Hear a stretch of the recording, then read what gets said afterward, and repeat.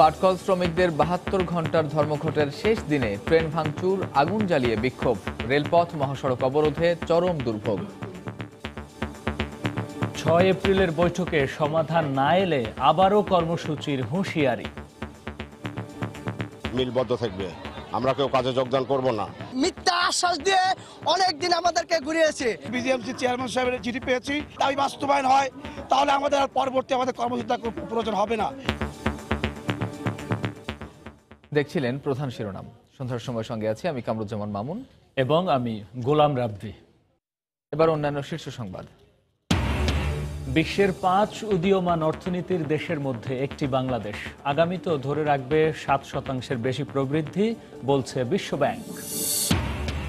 সার্বভৌমত্বের উপর আক্রমণ এলে প্রতিহত করতে হবে। প্রতিরক্ষা মন্ত্রণালয় পরিদর্শন করে প্রধানমন্ত্রী বললেন, বাংলাদেশ যুদ্ধ নয়, শান্তি চাই। বেগম জিয়ার শারীরিক অবস্থার ব্যাপারে বিদেশি কূটনীতিকদের জানালো বিএনপি। তার শারীরিক অবস্থা ভালো জানিয়েছেন নিজেই, বললেন বঙ্গবন্ধু মেডিকেলের পরিচালক।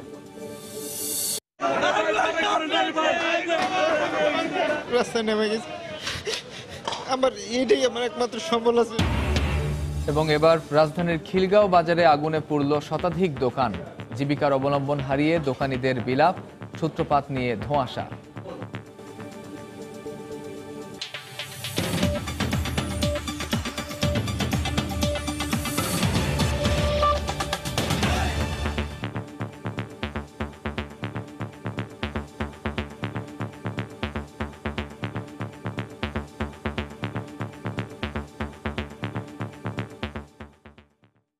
বাহাত্তর ঘন্টা ধর্মঘটের শেষ দিনে এসে ট্রেনে ইট পাটকেল ছুঁড়ে ভাঙচুর করেছেন পাটকল শ্রমিকরা। দেশের বিভিন্ন স্থানে মহাসড়কে টায়ার জ্বালিয়ে ও রেলপথ আটকে বিক্ষোভ করেছেন তারা। ঘন্টার পর ঘন্টা ট্রেন ও যান চলাচল বন্ধ থাকায় চরম দুর্ভোগ পোহাতে হয় যাত্রীদের। ৬ এপ্রিলের বৈঠকে দাবি আদায় না হলে আবারও কর্মসূচি দেওয়ার হুঁশিয়ারি তাদের। রিপোর্টারদের পাঠানো তথ্য ছবি নিয়ে রিপোর্ট। ৯ দফায় ৭২ ঘন্টা ধর্মঘটের শেষ দিনে মহাসড়ক ও রেল লাইন অবরোধ করে বিক্ষোভ করেন রাষ্ট্রায়ত্ত পাটকল শ্রমিকরা। নরসিংদী তরোয়া এলাকায় ঢাকা থেকে ছেড়ে আসা চট্টগ্রামগামী কর্ণফুলী এক্সপ্রেস ট্রেনে ইট পাটকেল ছোড়া হয়। কাজ ভেঙে অন্তত ১৫ জন আহত হন। ট্রেন আটকে রেল লাইনে অবস্থান নিয়ে স্লোগান দেন তারা। পুলিশ তাদের সরিয়ে দিলে ১ ঘন্টা পর ট্রেন চলাচল স্বাভাবিক হয়। শ্রমিকরা যেভাবে পাশে ইট দিয়া পাথর দিয়ে হামলা করছে, অনেক সাধারণ পাবলিক আমরা আহত হয়েছি। আমার চোখের সামনে একজনের ঠ্যাং ভাঙ্গা, একবার পুরো ঠ্যাংই ভাঙ্গা গেছে। আমি যাবো হাটুভাঙ্গা, এখন সামনে গন্ডগোল দেখে ট্রেনের মধ্যে আমরা এখন চলে যাচ্ছি ট্রেন থেকে নামে। মিথ্যা আশ্বাস দিয়ে অনেকদিন আমাদেরকে ঘুরিয়েছে। এখন আমাদের মজুরি যে পর্যন্ত আমরা না পাবো, এই পর্যন্ত আমাদের সংগ্রাম চলবে। একই দাবিতে চট্টগ্রাম রাঙামাটি মহাসড়ক অবরোধ করে আন্দোলন করেন আমিন জুট মিলের শ্রমিকরা। মহাসড়কে যান চলাচল ৩ ঘন্টা বন্ধ থাকে। এক পর্যায়ে রেলপথ থেকে সরে গেলে চট্টগ্রাম বিশ্ববিদ্যালয়গামী ও নাজিরহাট থেকে শহরগামী শাটল ট্রেন চলাচল স্বাভাবিক হয়। ৭ তারিখ আমাদের শ্রমিক নেতৃবৃন্দের যে বৈঠক, সেই বৈঠকে দাবি মানা না হলে আরো বৃহত্তর কর্মসূচি আমরা ৭ তারিখ আপনাদেরকে জানিয়ে দেব। খুলনায় মিছিল নিয়ে খুলনা মহাসড়ক ও রেলপথে অবস্থান নেন শ্রমিকরা। বেলা ১২টার দিকে কর্মসূচি স্থগিতের ঘোষণা দিয়ে তারা বলেন, আগামী ৬ এপ্রিল বিজিএমসির সাথে বৈঠকে সমাধান না এলে আবারও কর্মসূচির ঘোষণা দেয়া হবে। বিজিএমসি চেয়ারম্যান সাহেবের চিঠি পেয়েছি, উনি আমাদেরকে আগামী ৬ তারিখ 11:30টায় আমাদের নিয়ে আলোচনা করবেন এই দাবির বিষয়ে। তো সেই আলোচনা যদি আমাদের দাবি বাস্তবায়ন হয় তাহলে আমাদের আর পরবর্তী কর্মসূচি প্রয়োজন হবে না।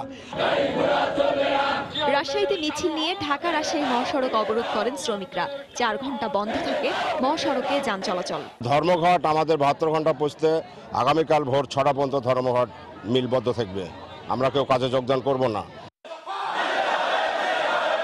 এছাড়া সিরাজগঞ্জ ও নারায়ণগঞ্জেও বিক্ষোভ করেছেন পাটকল শ্রমিকরা। ইসমাত জাহান, সময় সংবাদ। বিশ্বের উদীয়মান ৫টি অর্থনীতির দেশের মধ্যে বাংলাদেশ একটি বলে জানিয়েছে বিশ্বব্যাংক। সকালে বিশ্বব্যাংকের ঢাকা অফিসে বাংলাদেশের অর্থনীতির পর্যালোচনা প্রতিবেদন প্রকাশ সংবাদ সম্মেলন প্রতিষ্ঠানে প্রধান অর্থনীতিবিদ ডক্টর জাহিদ হোসেন তথ্য জানান। অন্য দেশগুলো হলো ইথিওপিয়া, রুয়ান্ডা, ভারত ও ভুটান। সংবাদ সম্মেলনে আরও বলা হয়, আগামীতেও ৭% বেশি প্রবৃদ্ধি ধরে রাখতে পারবে বাংলাদেশ। গেল এক দশক ধরে বাংলাদেশ ধরে রেখেছে প্রবৃদ্ধির ধারাবাহিকতা। প্রতি বছরই বাড়ছে সামগ্রিক অর্থনীতির আকার। জানুয়ারিতেই লন্ডন ভিত্তিক গবেষণা প্রতিষ্ঠান centre for economic and business research এর প্রতিবেদনে দেখা যায় 43তম থেকে এগিয়ে 41তম অর্থনীতির দেশ হয়েছে বাংলাদেশ। এবার বিশ্বব্যাংকের প্রতিবেদনে বলা হলো সম্ভাবনাময় 5 অর্থনীতির দেশের মধ্যেও রয়েছে বাংলাদেশ। আমরা বলছি যে মোটামুটি একটি শক্তিশালী প্রবৃদ্ধি বজায় থাকবে এবং সেটা অন্তত 7% বা তার বেশি হতে পারে। আমাদের যে আভ্যন্তরীণ যে অনিশ্চয়তাগুলো সেখানে আমরা বলছি এটা মোটামুটি ব্যালেন্সড। মানে একটা তো বড় ঝুঁকির জায়গা হলো ব্যাংকিং খাত, আরেকটা ঝুঁকির জায়গা হচ্ছে রাজস্ব আদায়ের অপর্যাপ্ততা এবং তার ফলে আমাদের যে উন্নয়ন বাজেটের বাস্তবায়ন সেখানে কি ধরনের প্রভাব পড়তে পারে। আর্থিক খাতে ঋণ খেলাপ একটি ছোঁয়াচে রোগ উল্লেখ করে বিশ্বব্যাংকের প্রধান অর্থনীতিবিদ বলেন, ঢালাওভাবে ঋণ পুনঃতফসিলীকরণের সুযোগ দিলে নেতিবাচক প্রভাব পড়তে পারে। তাই নীতি নির্ধারকদের সঠিক পদ্ধতিতে সংস্কার জরুরি। সংস্কার ধারাবাহিকতা প্রয়োজন। তার মধ্যে সবচেয়ে গুরুত্বপূর্ণ জায়গাটা হচ্ছে সামষ্টিক অর্থনীতির স্থিতিশীলতা। পুনঃতফসিলীকরণ এটা এই ছোঁয়াচে রোগটাকে আরো বেশি বাড়িয়ে দেয়। বিনিয়োগ, কর্মসংস্থান, আমদানি রফতানি সহ সার্বিক অর্থনীতির তথ্য বিবেচনায় চলতি অর্থবছর শেষে প্রবৃদ্ধি 7.3% হতে পারে বলে ধারণা করছে বিশ্বব্যাংক। তবে সরকার বলছে প্রবৃদ্ধি অর্জন হতে পারে 8.13%। আমাদের কিছু হিসাব নিকাশের পদ্ধতি আছে, তার ভিত্তিতে আমরা এই 7.3। সানবীর রূপল, সময় সংবাদ, ঢাকা। বাংলাদেশ যুদ্ধ নয়, শান্তি চায়। তবে কেউ যদি সার্বভৌমত্ব রক্ষায় হুমকি হয় কিংবা আক্রমণ করতে আসে তাকে প্রতিহত করার প্রস্তুত থাকতে হবে দেশে। সকালে প্রতিরক্ষা মন্ত্রণালয় পরিদর্শনে গিয়ে কথা বলেন প্রধানমন্ত্রী শেখ হাসিনা। এ সময় শান্তিরক্ষায় নিয়োজিত সেনাদের আরও প্রশিক্ষিত করে গড়ে তোলার তাগিদ দেন প্রধানমন্ত্রী। মুক্তিযুদ্ধের পর এই ভবনে বসেই যুদ্ধ বিধ্বস্ত বাংলাদেশের সরকার পরিচালনা করতেন জাতির পিতা বঙ্গবন্ধু শেখ মুজিবুর রহমান। 4 বছর পর প্রতিরক্ষা মন্ত্রণালয়ের সেই স্মৃতিবিজড়িত ভবনে এলেন তাঁরই কন্যা প্রধানমন্ত্রী শেখ হাসিনা। টানা তৃতীয় মেয়াদে সরকার গঠনের পর বিভিন্ন মন্ত্রণালয় পরিদর্শনের ধারাবাহিকতায় এবার নিজের অধীনে থাকা প্রতিরক্ষা মন্ত্রণালয় পরিদর্শন করলেন শেখ হাসিনা। বৃহস্পতিবার সকালে শেরেবাংলা নগরে প্রতিরক্ষা মন্ত্রণালয়ের সম্মেলন কক্ষে 3 বাহিনী প্রধান সহ ঊর্ধ্বতন কর্মকর্তাদের সঙ্গে বৈঠকে বসেন প্রধানমন্ত্রী ও প্রতিরক্ষা মন্ত্রী শেখ হাসিনা। বৈঠকে প্রধানমন্ত্রী বলেন, সার্বভৌমত্ব রক্ষার প্রশ্নে সক্ষমতা ও প্রস্তুতিতে পিছিয়ে থাকার কোনো সুযোগ নেই। আমরা কারোর সাথে যুদ্ধ করব না, আমরা যুদ্ধ করতে চাই না, কিন্তু কেউ যদি আমাদের বিরুদ্ধে আক্রমণ করে তাহলে তার জন্য যথাযথ জবাব আমরা দিতে পারি আর আমার দেশের স্বাধীনতা সার্বভৌমত্বের জন্য রক্ষা করতে পারি। সেই প্রস্তুতিটা সবসময় আমাদের থাকতে হবে।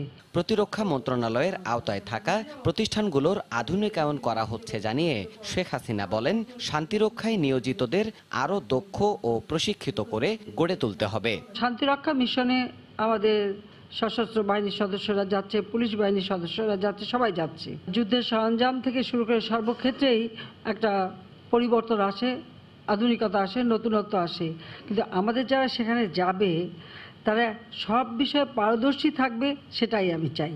কোনো সংঘাত নয়, বরং শান্তিপূর্ণ উপায়ে মিয়ানমারে রোহিঙ্গাদের ফেরত পাঠানো হবে বলেও জানান প্রধানমন্ত্রী। আমরা তাদের সাথে কখনো কোনো সংঘাতে যাব না, বরং তাদের সাথে আলোচনার মাধ্যমে তাদের নাগরিকদের তারা যেন ফিরিয়ে নিয়ে যায়। দেবাশিস রায়, সময় সংবাদ, ঢাকা। সন্ধ্যার সময় আরো থাকছে।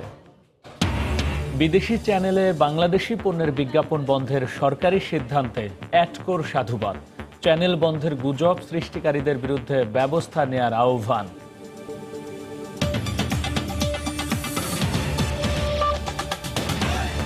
বেগম জিয়ার শারীরিক অবস্থার বিষয়ে বিদেশি কূটনীতিকদের অবহিত করেছেন বিএনপির শীর্ষ নেতারা। এদিকে তিনি অনেকটাই ভালো আছেন বলে জানিয়েছেন বঙ্গবন্ধু মেডিকেল বিশ্ববিদ্যালয়ের পরিচালক brigadier general doctor AK Mahbubul Haque. অন্যদিকে তথ্যমন্ত্রী বলেছেন, বেগম জিয়ার চিকিৎসা নিয়ে জনমনে বিভ্রান্তি সৃষ্টি করছে বিএনপি। বৃহস্পতিবার বিকেলে বিএনপি চেয়ারপারসনের গুলশান কার্যালয়ে বেগম জিয়ার শারীরিক অবস্থার বিষয়ে বাংলাদেশে নিযুক্ত বিভিন্ন দেশের রাষ্ট্রদূত ও কূটনীতিকদের সঙ্গে ঘণ্টাব্যাপী বৈঠক করেন বিএনপির শীর্ষ নেতারা। চেয়ারপারসন বেগম খালেদা জিয়ার ট্রিটমেন্ট এবং তিনি এখন ইয়েতে আছেন, পিজি হসপিটালে আছেন। তার শারীরিক কন্ডিশন এবং তার যে চেক আপের রিপোর্টগুলি আমরা পাইছি, এবং এই রিপোর্টটা আমরা পাইছি হাইকোর্টের নির্দেশে। তার আগে সরকার এটা গায়ে মাখে নাই। এটা টোটাল যে বাস্তব চিত্রটাই তাদেরকে জানানো হয়। এদিকে সাংবাদিকদের কাছে বিএনপি নেত্রীর স্বাস্থ্যের সবশেষ অবস্থা তুলে ধরেন বিএসএমএমইউ এর পরিচালক। বলেন, কারাগার থেকে আসার পর অনেকটাই ভালো আছেন বিএনপি নেত্রী। আগের চেয়ে ইমপ্রুভ, ওনার শারীরিক অবস্থা ভালো। উনি বলেছেন যে উনি ভালো ঘুম হয়েছে এবং ওনার খাওয়ার রুচিরা ইমপ্রুভ করেছে। ডায়াবেটিস ইমপ্রুভিং, ওনার প্রেশার তো কন্ট্রোলে আছে এবং অন্যান্য সমস্যার কোনো সমস্যা উনি নতুন করে বলেননি যে আমার এই সমস্যা ফিল করছেন। মানে বেটার উনি বলেছেন যে আমি আগের চেয়ে ভালো আছি।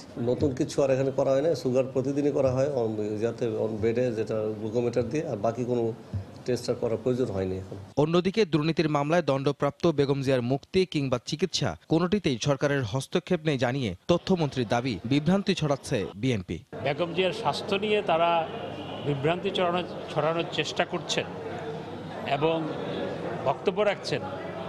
এতে মনে হয় যে ওনারা সবাই বিশেষজ্ঞ ডাক্তার।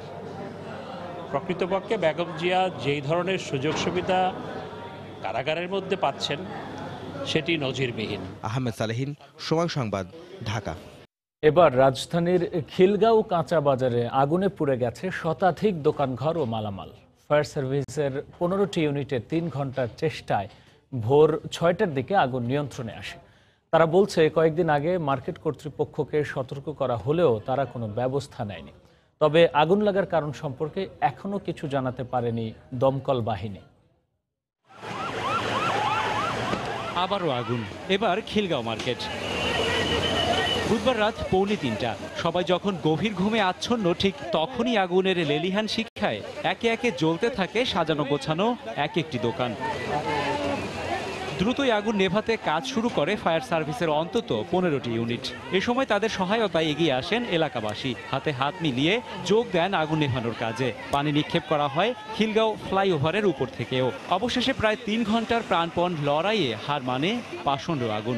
ততক্ষণে পুড়ে ছাই শতাধিক দোকানঘর। ফায়ার সার্ভিসে আমাদের একদিন আগে জানানো হয়েছে যে আপনারা এখানে সতর্ক হন, আপনারা ক্ষতিগ্রস্ত হতে পারেন আপনারা, ঠিক আছে? আমরা কোনো পদক্ষেপ নিতে পারিনি। কামার কুমাররা যারা কাজ করে তারা সারা রাত এখানে 2টা-3টা বন্ধ কাজ করে। আমি যতটুকু জানি হয়তো ওইখান থেকে আগুনটা লাগতে পারে। একবারে শেষ, কিচ্ছু নাই। কালকে 50,000 টাকা মাল তুলছে। প্রাথমিকভাবে আগুন লাগার কারণ কিংবা সূত্রপাত না জানাতে পারলেও ফায়ার সার্ভিস বলছে মার্কেটটিতে ছিল না অগ্নি নির্বাপন ব্যবস্থা। জানতাম যে এখানে পানির অভাব। 5টা গলি থেকে আমরা আগুনের কাজ শুরু করি, প্লাস ফ্লাইওভারের উপর থেকে তাকে পানি দেওয়া শুরু করি এবং রেল লাইনের পাশ দিয়ে গিয়ে ওই সাইড থেকে ভিতরে একইভাবে অ্যাটাক করার কারণে ভয়াবহ বিপদ হইতে খিলগাঁও কাঁচা বাজারটা রক্ষা পায়।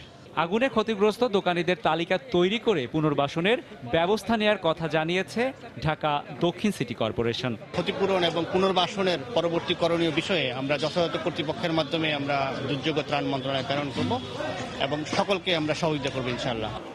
আগুনে খিলগাঁও ফ্লাইওভারের নিচের একটি অংশ ক্ষতিগ্রস্ত হয়েছে। সাম্প্রতিক সময়ে একের পর এক ভয়াবহ অগ্নিকাণ্ডের পর রাজুক এবং ফায়ার সার্ভিস নড়ে চড়ে বসলেও থেমে নেই আগুনের ধ্বংসলীলা। একের পর এক অগ্নিকাণ্ড আর কিছু মানুষের নিঃস্ব হয়ে যাওয়ার গল্প যেন নিয়মিত ঘটনায় পরিণত হয়েছে।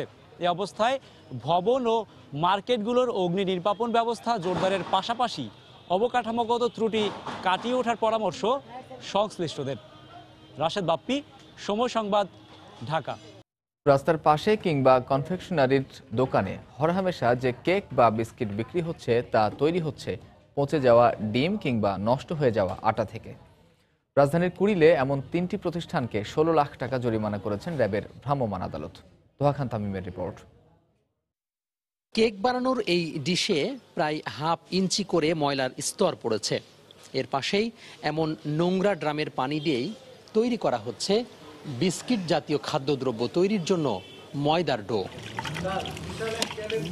শুধু তাই নয়, কাপড়ে মেশানো রং দিয়ে অবলীলায় তৈরি হচ্ছে নাড়ু সহ বিভিন্ন মিষ্টি জাতীয় খাবার। বিস্কিট তৈরির আটাতে ছত্রাক পড়েছে অনেক আগেই, কুচকুচে কালো আর নোংরা তেল দিয়েই ভাজা হচ্ছে বিভিন্ন খাবার। বিএসটিআই বলছে প্রতিষ্ঠানগুলো কেবল সনদের আবেদন করেই বছরের পর বছর ধরে চালিয়ে আসছে ব্যবসায়িক কার্যক্রম। বর্তমান পর্যন্ত এরা বিএসটিআই কোনো লাইসেন্স পায় নাই, তারা আবেদন করেছে। আমাদের নিয়ম হচ্ছে আবেদনের পরে ফ্যাক্টরিটা ভিজিট করা হয়, তারপর মানটা পরীক্ষা করা হয় পণ্যের। তারা এখন পর্যন্ত পুরো প্রক্রিয়াটা কমপ্লিট করতে পারে নাই, কিন্তু তারপরেও বিএসটি লোগো ইউজ করে বাজারজাত করছে। তাদের ভাষ্য মতে এটা ৩-৪ মাস চালাচ্ছে, যদিও এটা কোনোভাবে সম্ভব না।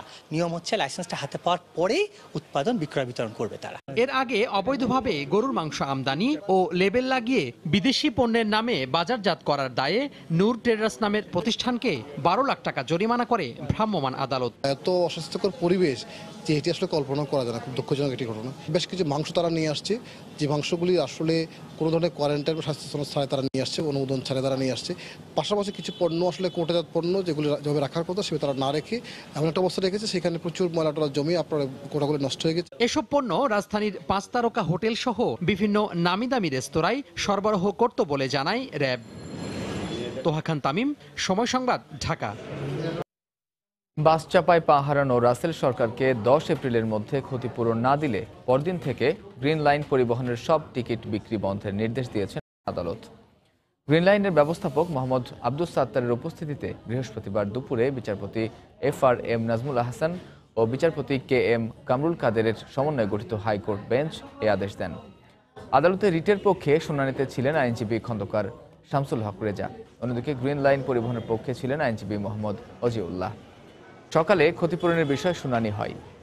আদালতের আদেশের পরেও রাসেলকে ৫০ লাখ টাকা ক্ষতিপূরণ না দেওয়ায় ক্ষোভ প্রকাশ করেন দুই বিচারপতি। বৃহস্পতিবার দুপুর ২টার মধ্যে গ্রিন লাইন ব্যবস্থাপককে আদালতে হাজির হওয়ার নির্দেশ দেন। দুপুর ২টার পর এ বিষয়ে পুনরায় শুনানি হয়।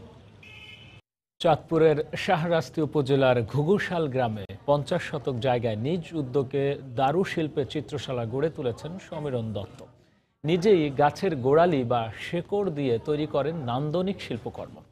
নিখুঁত মনোরম এসব শিল্পকর্ম দেখতে তার চিত্রশালায় ভিড় করেন দূর দূরান্তের দর্শনার্থীরা। তার শিল্পকর্মকে এগিয়ে নিতে সরকারি পৃষ্ঠপোষকতার পাশাপাশি আরও এগিয়ে নিতে আশ্বাস দিয়েছেন জেলা প্রশাসনের শীর্ষ কর্মকর্তা। ফারুক আহমেদের তথ্য ও ছবি নিয়ে রিপোর্ট। সমীরণ দত্ত পেশায় একজন দারুশিল্পী। পুরনো বা নষ্ট হওয়া গাছের গোড়ালি কিংবা শেকড় খোদাই করে তৈরি করেন দৃষ্টিনন্দন শিল্পকর্ম। ৪ মাস আগে চাঁদপুরের শাহরাস্তি উপজেলার ঘুঘুশাল গ্রামে ৫০ শতক জায়গায় গড়ে তোলেন দারুশিল্পের চিত্রশালা। এখানে রয়েছে লিচু, মেহগনি থেকে শুরু করে নানা গাছের কাঠ আর গোড়ালি দিয়ে তৈরি ছোট চাবির রিং, ডাইনিং টেবিল, চেয়ার, হাতি, ডাইনোসর ও পাখি সহ নানা রকম পশু পাখির অবয়ব, যা দেখতে প্রতিদিন ভিড় করেন নানা বয়সী মানুষ। প্রাকৃতিক পরিবেশে এত নান্দনিক শিল্প যা আমাদেরকে সবাইকে মুগ্ধ করতেছে। মানুষ যে কাঠ দিয়ে এত কিছু তৈরি করতে পারে আমার তা আগে জানাই ছিল না। যে অবয়বগুলো কল্পনার জগতে নিয়ে যায়, মানুষের মনোজাগতিক একটা যে বিনোদন, সেই বিনোদনকে প্রস্ফুটিত করে। তার পৃষ্ঠপোষকতা করা হয় তার জন্য, তাহলে আমাদের চাঁদপুরের জন্য অনেক বেশি গৌরবের হবে বিষয়টি। চট্টগ্রাম বিশ্ববিদ্যালয়ে হিসাব বিজ্ঞানে স্নাতকোত্তর ডিগ্রি লাভ করলেও ১৯৯৯ সাল থেকে পেশা হিসেবে বেছে নেন এই দারুশিল্প। তার হাতে খড়ি হয় চিত্রশিল্পী ফেরদৌসী প্রিয়ভাষিনীর কাছ থেকে। শিল্পকর্ম মানে শিল্পী এইসব কাজ করবে, এইসব কাজকর্ম করে আর কি জীবনযাপন করে, সংসার চালায়। অতি পরিচিত কাছের জিনিস যে একটু ভিন্ন মাত্রায় চেষ্টা করলে ভিন্ন রূপ পেতে পারে, আমি সেই কাজটা করেছি। আর আমার প্রেরণার মূল জায়গাটা হচ্ছেন ফেরদৌসী প্রিয়ভাষিনী। এই চিত্রশালাটিকে টিকিয়ে রাখতে ও এর পরিসর বাড়াতে প্রয়োজনীয় পৃষ্ঠপোষকতার আশ্বাস দেন জেলা প্রশাসনের শীর্ষ এই কর্মকর্তা। এই নন্দিত ভাস্করের কাজগুলো যেন আরো ছড়িয়ে যেতে পারে, সেজন্য আমরা সাহায্য সহযোগিতা অব্যাহত রেখেছি। রাজধানী ঢাকা ও চট্টগ্রাম এবং সিলেটে এ পর্যন্ত 10টি প্রদর্শনী করেছেন সমীরণ দত্ত। সময় সংবাদ, চাঁদপুর। এ পর্যায়ে শীর্ষ সংবাদ জানিয়ে দিচ্ছি আরেকবার।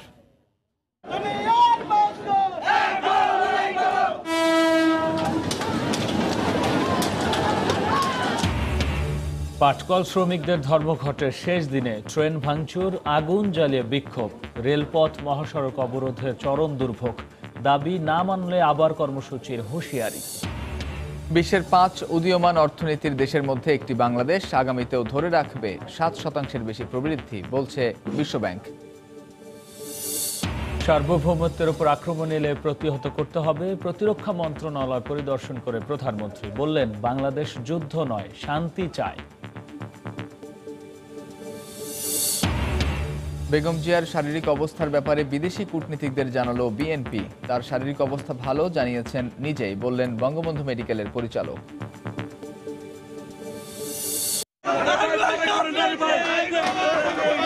রাস্তায় নেমে গেছি, আমার এটাই আমার একমাত্র সম্বল আছে।